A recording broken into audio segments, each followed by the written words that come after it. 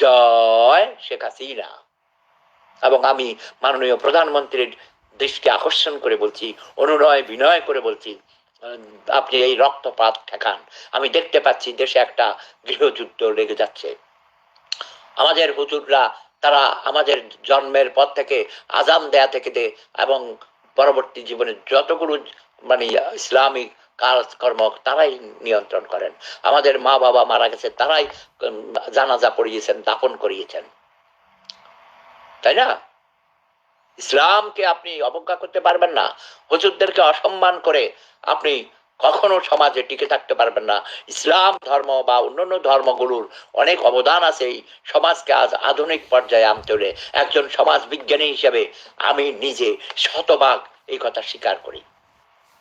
কিন্তু ধর্মের নামে রাজনীতি, ধর্মের নামে ব্যবসা, সেটাও ঠিক নয়। ধর্মকে রাজনীতি থেকে আলাদা করতে হবে, সেগুলো আলোচনার বিষয়।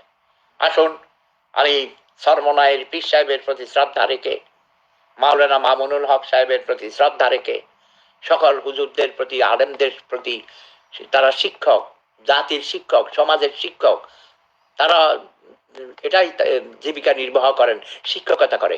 বিশ্ববিদ্যালয়ের শিক্ষক, প্রাইমারি স্কুলের শিক্ষকরা যদি শিক্ষকতা করে জীবিকা নির্বাহ করতে পারে, মাদ্রাসার শিক্ষকরা কি অপরাধ করেছেন? তারাও শিক্ষক। জাতির বিবেক, তারা ইচ্ছা করলে একটা দেশকে, একটা দেশের মানুষকে সঠিক পথের নির্দেশনা দিতে পারে।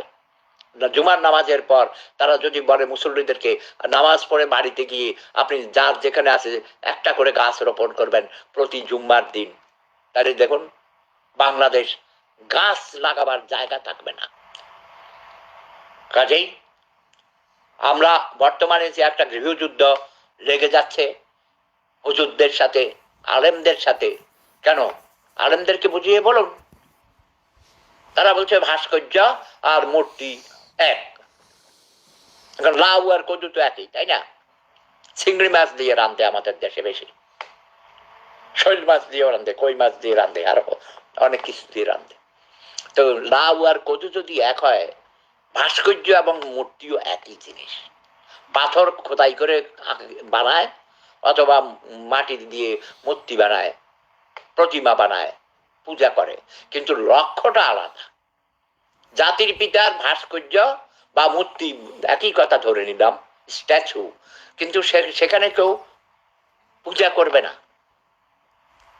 জাতির পিতার প্রতি গভীর শ্রদ্ধার নিদর্শন স্বরূপ যুগে যুগে যেন হাজার বছর পরেও, হাজার বছরের শ্রেষ্ঠ বাঙালি, যার জন্ম না হলে দেশের স্বাধীনতা হতো না, যার ডাকে আমরা মহান মুক্তিযুদ্ধে ঝাঁপিয়ে পড়েছিলাম, লক্ষ লক্ষ মুক্তিযোদ্ধা, ৩০ লক্ষ মানুষের প্রাণের বিনিময়ে এবং প্রায় ৩ লক্ষ মা বোনের ইজ্জতের বিনিময়ে, কোটি কোটি মানুষের ত্যাগের বিনিময়ে এই দেশের স্বাধীনতা আমরা পেয়েছি।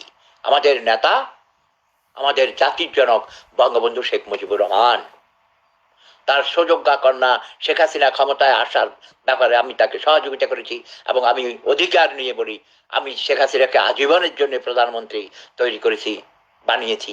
তাকে হত্যা করার মতো শক্তি, তাকে ক্ষমতাচ্যুত করার মতো শক্তি পৃথিবীতে কারো নেই। যুদ্ধ থেকে দেশকে রক্ষা করুন, আলেমদের সাথে বসুন, খোঁচাখুচি না করুন। আলেমদেরকে আমি অনুরোধ করব, আপনারা ধৈর্য ধরে অপেক্ষা করুন, আমরা মুক্তিযোদ্ধারা আপনাদের সাথে আছি, আমি শেবুদা আপনাদের সাথে আছি।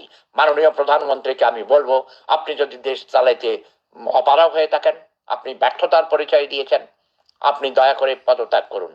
দ্রুত ব্যাগে আপনি নিরপেক্ষ তত্ত্বাবধায়ক সরকারের অধীনে নির্বাচন দিয়ে আপনি জাতিকে মুক্তি দিন, জাতীয় সরকার গঠন করুন। সবাই ভালো থাকুন, সুস্থ থাকুন। ওয়াখির দাওয়ানা আনিল হামদুলিল্লাহি রাব্বিল আলামিন। আসসালামু আলাইকুম ওয়া রাহমাতুল্লাহি ওয়া বারাকাতুহু। প্রেম ধর্ম সেরা ধর্ম, লাভ ইজ পাওয়ার।